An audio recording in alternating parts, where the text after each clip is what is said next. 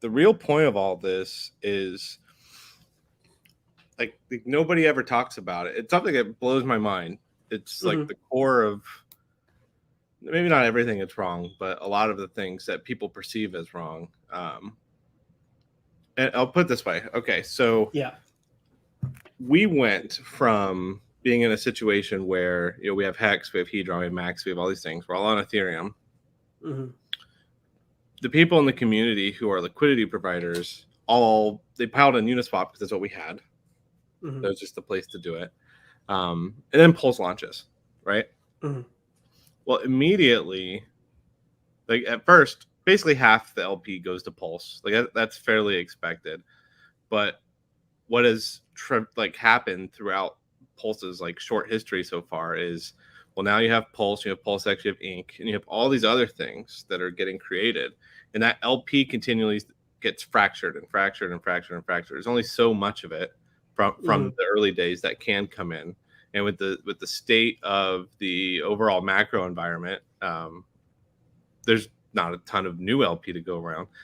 So you have this situation where the LP is so severely fractured over so many places, and then you have things we take for granted on the Ethereum side. So like Uniswap's V3 router is very good at doing like 4 or 5 hop token transfers. Like if for example, like if ICOSA is paired to Hedron and Hedron's paired to Hex, and then Hex is paired to USDC, if you want to buy ICOSA, it'll Uniswap will just traverse all of that, and PulseX doesn't quite do that 100% right yet. So you end up with these pockets of LP that are just kind of out there, but not accessible unless you know in advance that they're there. The visibility is bad. And then you have things like Fux that are producing pretty massive yield for LP providers. And I think that's great for Fux, and it's great for LP providers. But what ends up happening is like, well, we have a bridge. We have a bridge that'll let you take any token you want. So what you've seen over the past few months is everything that's basically not an RH token has migrated its way to Fux, even the Ethereum side. So, and that including eHex too. So now you're in this position where it's like, you want to tell your friends about Hex. They're like, okay, let me go check Dex Screener, and I'll go buy it on Uniswap. And then it's like, oh, it says insufficient liquidity, or it's like going to have a 20% price impact. It's like, it makes it look like a shitcoin. And then tell your friends, like, no, that's eHex.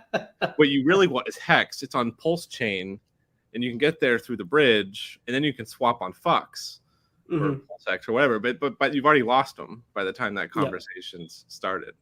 And it's like, we don't necessarily need to have all this LP on ETH. It doesn't make sense to have it on ETH when we want all of it on Pulse in the first place. But if we can have better unity between the native tokens, then it doesn't really matter if the LP is a little lower on the ETH side. If the tokens are effectively usable in the same way, then people can just arb the difference.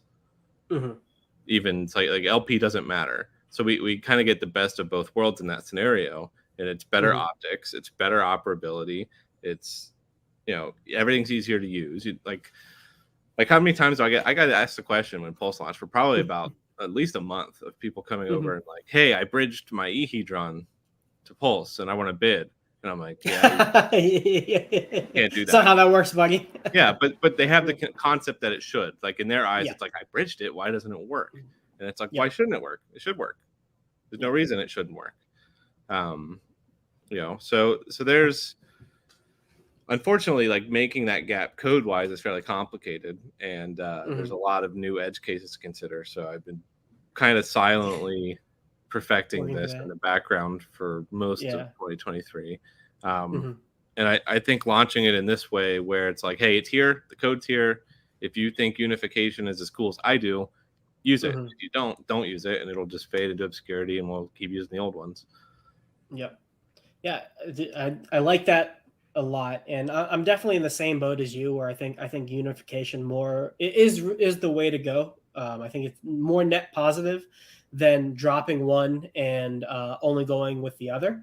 And then that's not to say like the dropping eHex or dropping the Ethereum side and going to Pulse Chain doesn't have its merits. I just think like the net benefit, it's more net positive to have both do well than to have one die and one succeed overall. I think it would be fine. I think it would be fine if everyone agreed. If everyone agreed that eHex died tomorrow, that it was going to go zero, and no one would ever use it again, then I think that would be fine, right? We would move on, and life would go on. And when people search Hex, like it would be the Pulse version, and a lot of this confusion would go away. But we're never going to reach that kind of social consensus. It's just you can't get all people involved to do that. And then even if you do get everyone involved, I think you got Hexfire Crystal Meth already on that side. I don't think you need to convince him anymore. Yeah. But like even if you get everyone out of it, then it just takes one new guy to come in and be like, oh, I'm gonna buy this thing that's zero. Like, you can't make it go away.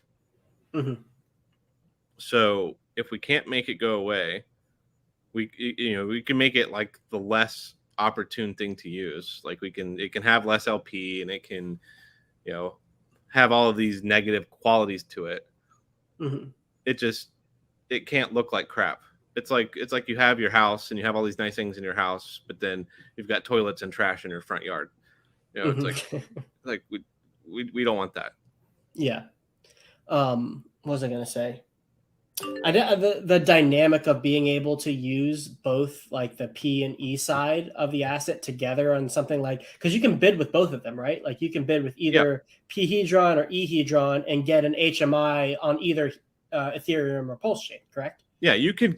So you're going to get the one that you bid on the chain that you bid on, but you can use either token to bid. So if you want to completely like go away from Ethereum, like I'm done with it entirely, you can take all of your E Hedron, bridge it over, and just use it like it's native Pulse Hedron. Gotcha. But HMIs that are on Pulse, PHMIs are only ever going to be on Pulse Chain for bidding, and the same thing on Ethereum. Like you can't bid on a Ethereum HMI on Pulse Chain. You have to.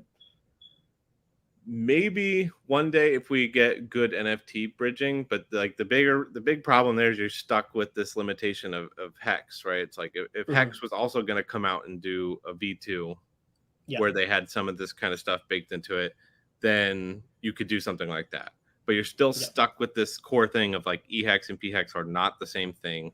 And unless there's a new one, they're never going to be the same thing.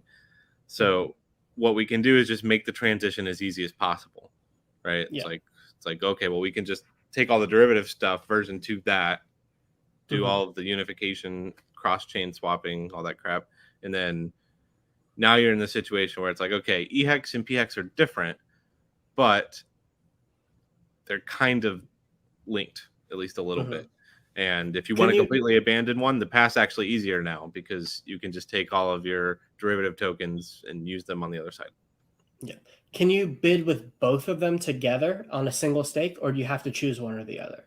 Like, it treats them as the same. So, like, if you're doing a bid, it will have two spots. It'll have P Hedron and E Hedron, and then it adds the two together, and that's your bid.